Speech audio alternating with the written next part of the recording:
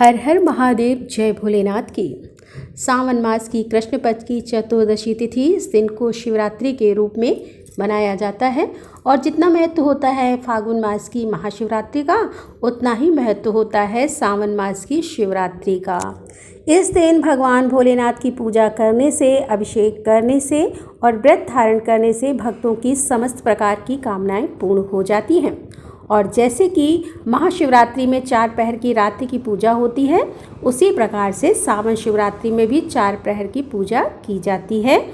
और इस दिन कांवड़िए शिवलिंग पर जल अर्पित करके अपनी यात्रा को पूर्ण करते हैं। तो इस वीडियो में मैं आपसे बात करने वाली हूँ सावन मास की शिवरात्रि के बारे में।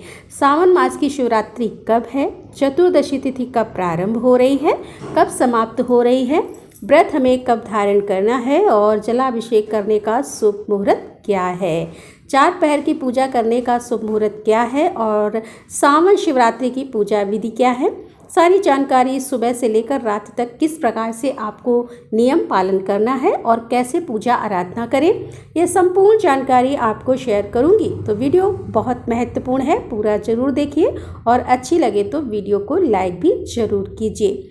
सबसे पहले जानते हैं कि चतुर्दशी तिथि कब प्रारंभ हो रही है, कब समाप्त हो रही है और शिवरात्रि कब है। तो देखिए, पंचांग के अनुसार सावन मास की कृष्ण पक्ष की चतुर्दशी तिथि प्रारंभ हो रही है 11 अगस्त 2026 को सुबह 4:54 पर और चतुर्दशी तिथि का समापन हो रहा है 12 अगस्त 2026 को सुबह 1:53 पर। ऐसे में सावन मास की शिवरात्रि 11 अगस्त 2026 मंगलवार को मनाई जाएगी। शिवरात्रि का व्रत 11 अगस्त 2026 मंगलवार को रखेंगे और इसी दिन जलाभिषेक इत्यादि सभी कार्य होंगे। शिवरात्रि पर जलाभिषेक का शुभ मुहूर्त क्या है, तो देखिए 11 अगस्त को सुबह से लेकर रात्रि 12 बजे तक आप जलाभिषेक कर सकते हैं। अर्धरात्रि में निशितकालीन पूजा होती है और निशीतकालीन पूजा का शुभ मुहूर्त है 11 अगस्त को ही रात्रि में, मतलब देर रात्रि 12:02 से लेकर 12:48 तक। इस समय में आप निश्चित काल पूजा कर सकते हैं। बात करें 4 प्रहर की पूजा के शुभ मुहूर्त के बारे में, तो देखिए जो 4 प्रहर की पूजा होती है वह रात्रि में की जाती है, मतलब शाम से लेकर और अगले दिन सुबह तक। तो शाम को 7:04 से रात्रि 9:45 तक जो प्रदोष काल का समय होता है, उस समय में प्रथम प्रहर की पूजा होती है। द्वितीय प्रहर की पूजा होती है रात्रि 9:45 से रात्रि 12:26 तक और तीसरे प्रहर की पूजा रात्रि 12:26 से सुबह 3:07 तक और चौथे प्रहर की पूजा का शुभ मुहूर्त है सुबह 3:07 से सुबह 5:49 तक। मतलब 11 अगस्त को पूरे दिन और रात्रि किसी भी समय आप शिव का जलाभिषेक कर सकते हैं। लेकिन 4 प्रहर की पूजा का मतलब रात्रि की जो 4 प्रहर की पूजा होती है वह विशेष होती है। इस समय में अभिषेक करने से, पूजा करने से, मंत्र जप इत्यादि करने से अनंत गुना पुण्य फलों की प्राप्ति होती है।